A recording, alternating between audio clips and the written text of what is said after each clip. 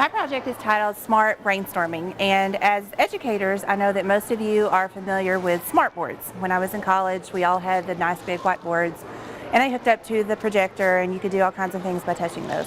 Well, that has been replaced, as many of you know, with the Mondo pads, and so SMART has kind of reinvented itself, and the smart board pictured here is the new type of smart board they have. And if you can see here, in the bottom left-hand corner, there is a QR code. And so that is, each smart board has a unique code. So students can scan that code, and whatever I write on that smart board will appear on their screen. So if they have a phone, that information will appear on their phone. If they have a Chromebook, which is, I have a classroom set of Chromebooks, so those Chromebooks, it'll appear on the screen in real time.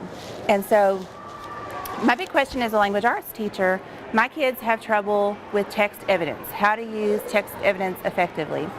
And so my research question I wanted to know was, what impact would digital brainstorming have on their writing? So how can they use that text evidence? Will it improve if they brainstorm digitally?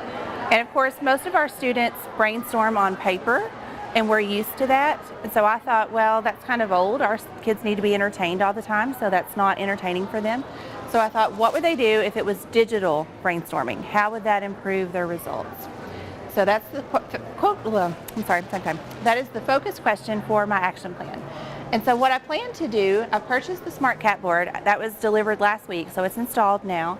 And I'm going to use my classroom set of Chromebooks. And my students will have a link to this board. So when we brainstorm our questions and we use specific brainstorming strategies, the five that I'm going to focus on is free writing. That will be the first. We will look at listing. We will look at questioning, clustering, and Venn diagramming. So using Venn diagrams. And the information that we put on that board will go automatically to the devices that my students have. And not only that, it integrates with Google Classroom, which is what I've implemented in my classroom this year, and that is automatically saved. And so students will have a copy of that. So if they get home and they want to look at the notes we had in class that day, that will show there. Another neat feature to this board, you can capture images in different stages. So for instance, if I have a graphic organizer on the board and it's blank and there's no information, there's a camera button on the right hand side, and I simply touch that camera button and it captures that image right there, and it sends that image out to students. So then students themselves can manipulate what's on their screen. So if Ms. Cottle had an idea and then Ms. Salyer had a different idea, their computer screens would look different even though they have the same organizer. So I think that's a way to differentiate, and I can look at individual learning and see how those students think differently. So my plan is to go through these 5 different brainstorming strategies with my students, and I want to see which is more effective, which increases their writing, which increases their thinking, and that deeper level of understanding. And for most people, they didn't know, or I didn't know until researching this, that the smart board had been reinvented that way. And so this one was, I think, about $800, but it's a smaller board. And my kids, when they first put it on the wall, they said, Dr. Holbrook, you have an x-ray machine. And I was like, no, it's not an x-ray machine. I had to explain what it looked like. But it was very different. It was something that our students had not been exposed to. So I'm excited to see the results that are going to come from that. And I want to see their writing improve and see how they can improve their writing from that. And so I don't have a lot of data yet because, like I said, we just had the board. I'm going to do an initial survey using Google Forms, and I'll tie that into their Google Classroom, where I want to know their perceptions. What do they think about brainstorming? Because if you're like me and you give a student a response and you say, okay, answer this, they don't want to brainstorm. They just want to jot something down and go on to the next, whatever else they have to do. And so unless it's modeled and it's intentional, we don't get that quality work that we want out of our students. And so by going through these different brainstorming processes and having the students use those and interact with those and have copies and have that information saved, then I think I'm going to see improvements in their writing. That's what I project to see. And I'm sure that was really fast. So questions that you all might have? Yes. What do you say the size? Hold your arms up about how big it is. It's about this wide and from the floor about this tall. And it was one of the smaller boards. And then after I purchased this, they just came out with a larger model that's much larger. And so I'm interested to see how it works this year. We have had one issue. You're supposed to be able to scan the QR code and it's supposed to automatically show up on your screen. That works fine with iPads, it works great with iPhones, Android devices. We've had trouble with the Chromebooks, and I've already talked to the company to see if they're developing an app for the Google Chrome, and they tell me that they're not developing an app, but there is a way that we can circumvent that, and I have to work with our technology director to have him kind of work the kinks out on that. What I have done, we played with it one day just to kind of see how it worked, and it has a USB port on the side, so I can insert my USB stick, and I can still capture those images in the same way. The only thing is that the kids don't have it on their screen in real time. With the USB, I have to put that in my computer and send it out to Google, which is still different for them. They still enjoy that, but I would really like for them to be able to use it in real time.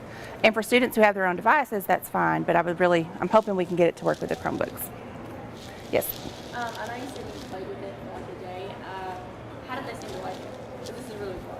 They loved it. And the ones that had phones, I had them get their phones out, and they came up, and it was real quick. They just scanned the little QR code, and it automatically shows up, and we were able to write on it, and they were just amazed that it could happen that fast.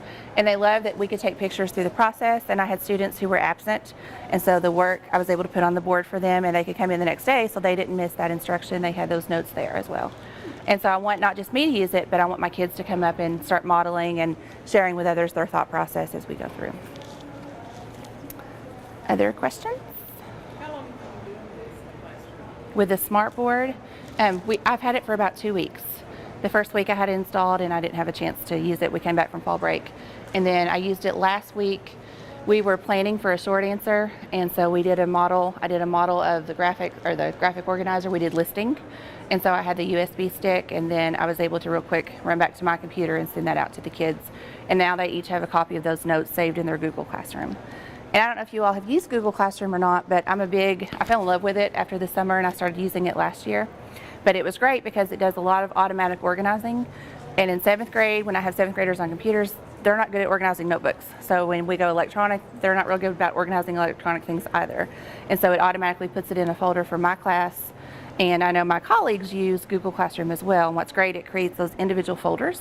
And so all my language arts materials in one spot, and then all their science and social studies and math are in individual folders, so they can easily access the information. Yes? It's free. My understanding is that all students and teachers in the state of Kentucky have access to it. Yeah. And we have single sign-on in our district. Last year I piloted it the second half of the semester when I received my Chromebooks, and my kids had to have their password to get on our school account, and then they had to have a password for Google. And like us, we don't like to have lots of different passwords, so that was a little bit of an issue. And then we were able to work with the district technology coordinator, and now it's a single sign-on, so they just type their same password in twice, and they can access Google Classroom and all of the apps that are tied to Google. And they work great with the Chromebooks. It's been a huge success in my class. Okay. Any other questions? Okay. I'm sorry if I went fast. I tend to talk fast, so.